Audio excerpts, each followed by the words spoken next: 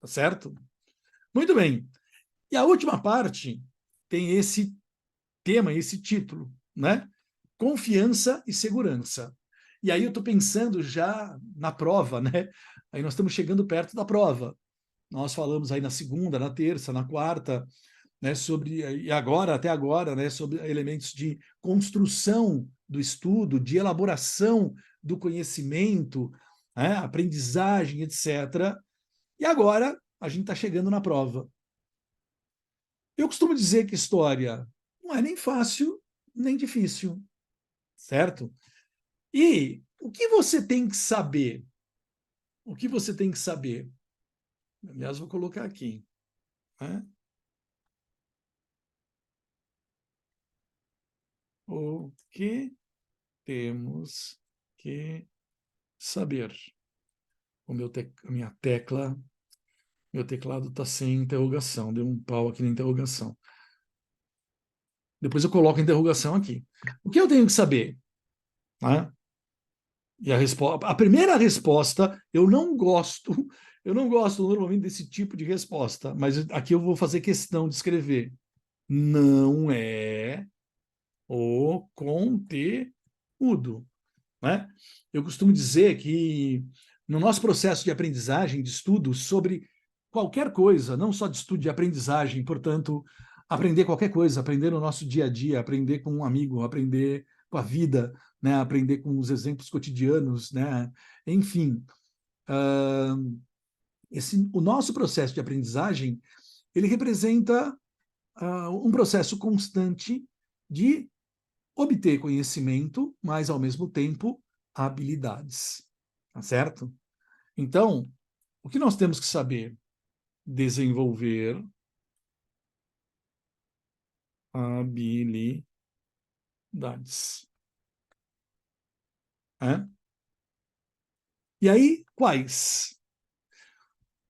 Numa outra aula, não sei se foi ontem ou antes de ontem, eu propus para o pessoal que estava assistindo a aula pegar lá o e-book que eu coloquei no grupo, né? Se você não estava no grupo ainda, se você não teve acesso a esse e-book, manda uma mensagem para mim. O e-book chama Ciências Humanas no Enem, tá? E aí eu falava sobre comparação histórica, e aí eu falei, olha, não se esqueçam, lá naquele e-book tem uma lista com as 30 habilidades, toda habilidade começa com um verbo, e dá uma olhada dessas 30, quantas começam com compare, com o verbo comparar. E depois eu fui dar uma olhada, né? Eu não sei se vocês fizeram esse exercício, tá? Tem 3 habilidades, eu não vou lembrar de cabeça quais delas, a H5, H14, né? Que começam com comparar. Outras habilidades começam com um verbo que é diferente de comparar, diferente, mas é bastante próximo, né? Relacione, tá certo? Associe, né? Que você sempre precisará olhar para 2 ou 3 componentes. Se eu falo compare, é um com o outro. Né? No mínimo, tem 2 coisas para você comparar. Se eu falo associe, idem. Né? No mínimo, tem 2 coisas para você associar. Certo? Se eu falo relacione, idem. No mínimo, tem 2, 3, 4, no mínimo 2. Pode ter 3, 4 coisas que você possa relacionar. Né? Relacione a formação do absolutismo em Portugal com o pioneirismo na expansão marítima. Opa! Claro, uma pergunta clássica, né? Uma pergunta clássica, né? Mas estabelece uma relação. Não é comparação, veja que é diferente. Né? Você percebe, por esse exemplo que eu acabei de inventar, que relacionar é diferente de comparar. Ok? Normalmente, comparar, você compara 2 coisas que estão no mesmo momento histórico, ou 2 conceitos, né, 2 situações semelhantes, mas que se desenvolveram em épocas diferentes. Falei sobre isso, inclusive, hoje, né? O escravismo antigo com o escravismo moderno. O que a gente chama de escravismo moderno é aquele que teve no Brasil, né? Não se esqueçam que a colonização do Brasil ocorreu durante a Idade Moderna Europeia, né? Os nossos colonizadores que trouxeram homens escravizados para cá, de origem, né, do continente africano, tá? Esses nossos colonizadores viviam, entre aspas, na Idade Moderna. Então, o Brasil é colônia de Portugal E como é que eu penso Portugal no século XVI, XVII, XVIII? XVI, XVII, XVIII na Europa, eu chamo de Idade Moderna. Não é isso mesmo? Então, no fundo, tem aqui, né, uma ligação entre esses dois elementos aqui, competência e habilidades. É isso que a gente tem que saber.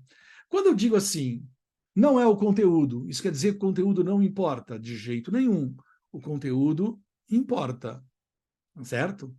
Agora, qual é o problema? Se você focar no conteúdo, a sua capacidade tem um limite, né?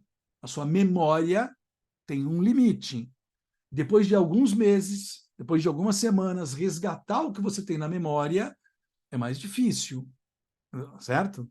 Então você pega, eu já usei esse exemplo, você pega um estudante que faz o vestibular para medicina, ele, numa universidade como a USP, como a Unicamp, a Unesp, ele tem que fazer 90% da prova como um todo.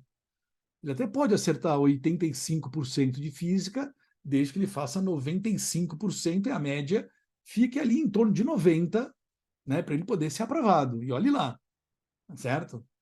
Será que está tudo na memória dele? A resposta é não. Né? Tem coisa que ele vai resgatar da memória e tem coisa que ele vai conseguir fazer. Por quê? Porque ele desenvolveu competências, ele desenvolveu habilidades, né? Enfim, é assim que funciona. Tá certo? Muito bem, então isso é o que nós tínhamos para hoje. Né? Eu deixei, inclusive, aqui aberto o e-book, né? Esse e-book aqui. Eu tinha deixado ele aberto. Ali está chegando até a habilidade 30. Né? Então, não sei se vocês deram uma olhada. Eu falei para vocês que vale a pena ver, vale a pena fazer uma leitura. Ali está marcada. E eu tinha deixado aberto, eu tinha mostrado para vocês também esse primeiro texto, né? O primeiro texto que eu uso lá no meu curso. Nesse texto aqui, deixa eu ver, tem uma questão da FUVEST de 2021, depois tem uma questão da Unicamp, 2020, ali Aristóteles, Platão, depois tem uma questão da Unesp, acho que são essas, mais uma, tem mais uma da FUVEST. 4 questões, certo? E aí a grande sacada qual é? Quando você faz o curso, a grande sacada é que você tem toda a orientação, né, para desenvolver o trabalho sobre essa primeira apostila, sobre esse primeiro texto aqui, e depois tem a correção, né, da resposta, pelo menos de uma das questões que você fez, que é uma correção comentada, tá?